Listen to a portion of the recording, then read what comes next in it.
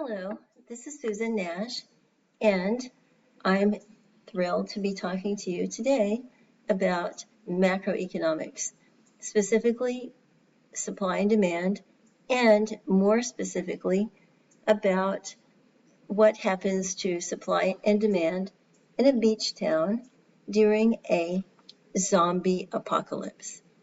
So anyway, let's take a look at this slide. It's very detailed, but it really helps us go through and think about a scenario in which supply and demand is deeply affected by certain circumstances.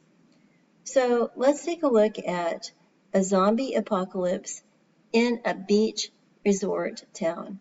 The setting is a once busy vacation destination with beaches, miniature golf courses, pizza places, boardwalk attractions, even gelato shops, now overrun by chaos.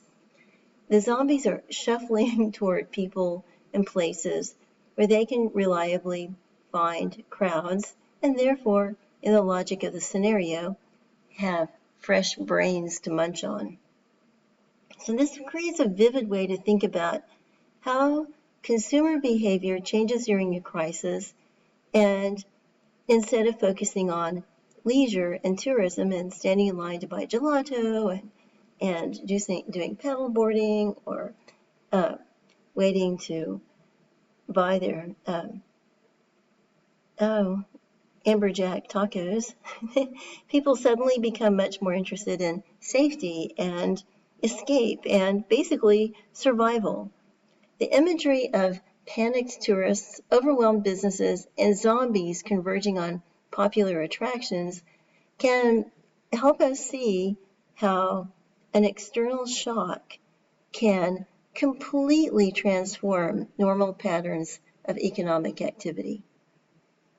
So this slide also shows how demand shifts during an emergency. In ordinary times, a beach town might see strong demand for pizza, mini golf, boardwalk treats, other recreational services, such as things like e-bikes, whatever.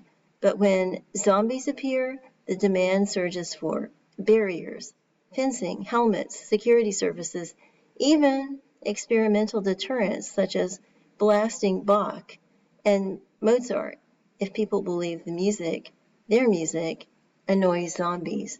I personally think it would, because we all know that zombies like heavy metal. Anyway, this example illustrates demand shifting to the right for goods and services associated with protection and survival. The slide uses the idea of anti-zombie strategies to make a serious economic point. When fear and risk rise, consumers reallocate spending toward whatever they think will keep them safe. Even if some solutions are unconventional or unproven, people may still rush to buy them if they believe there's a chance they will work. At the same time, the slide demonstrates supply problems and labor shortages. As much as the labor force flees from the zombies, some of the labor force turns into zombies, and local businesses can no longer operate normally. Restaurants, resorts, mini-golf businesses, shops, boardwalk vendors, they have to cut hours, reduce services, they may even have to close altogether. And this is shown through supply shifts left. And then fewer available workers means fewer goods and services can be provided. The result is a reduced supply of local services and rising prices for whatever remains. This is why the slide includes help wanted signs. In a crisis, some employers may become desperate to hire anyone willing to stay, which can drive wages upward. In macroeconomic terms, the labor supply falls and businesses must compete harder for scarce workers. So overall, the slide is an illustration of supply and demand interacting under extreme conditions. Demand rises for protection-related goods. Supply falls for normal local services, and labor shortages create additional disruptions across the economy. Prices increase in some areas, output falls in others, and the entire local market becomes unstable.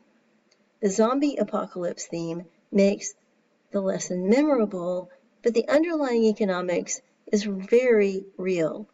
When a major shock changes people's priorities and limits the ability of businesses to operate, both supply and demand can shift dramatically.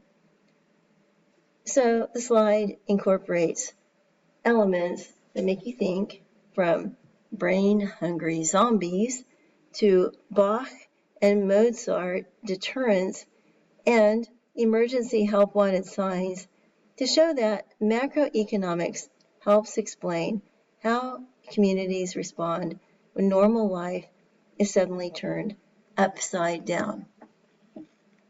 So it might be interesting to think about what might happen during a zombie apocalypse in your town. What exactly would be impacted? And also, would there be an increased demand for, say, cars, rental cars, to just like flee out of the area? And also, what makes this zombie apocalypse end? What exactly does a zombie do? And when and how do they finally collapse and go away? It's worth investigating. Anyway, take a look at the slide and notice that we've also, where we show that demand shifts right, supply shifts left, that we have graphs that illustrate that quite well. So thank you, and if you have questions, let me know.